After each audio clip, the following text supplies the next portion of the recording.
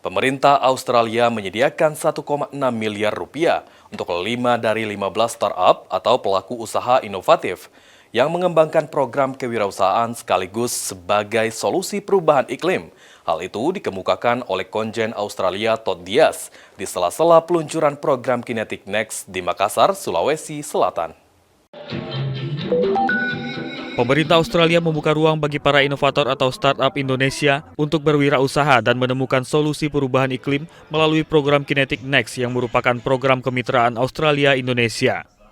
Lewat program tersebut, pemerintah Australia menyiapkan pendanaan sebesar 1,6 miliar rupiah untuk 5 startup atau wirausaha terbaik dari total 15 startup yang telah memperoleh pendampingan dan pelatihan.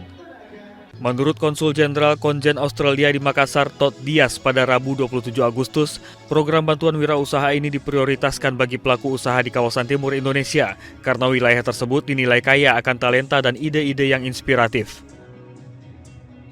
Kinetic Next, yang program khususnya untuk wirausaha yang usaha kecil dan menengah dari mana-mana di Indonesia, tapi saya sangat bangga karena ada beberapa dari Indonesia Timur, termasuk dari sini di Makassar. Jadi mereka dapat peluang untuk training, untuk mentoring, untuk bantuan teknis, dan juga untuk akses ke calon investor.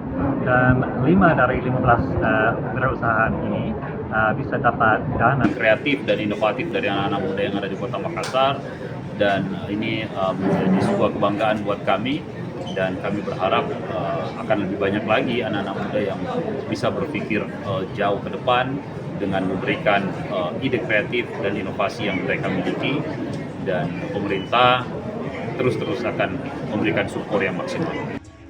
Peluncuran program Kinetic Next di Makassar menunjukkan kawasan timur Indonesia memiliki peran strategis sebagai pusat inovasi kewirausahaan, khususnya dalam sektor energi terbarukan dan solusi iklim berkelanjutan. Dari Makassar, Sulawesi Selatan, Suryani Mapong, Kantor Berita Antara mewartakan.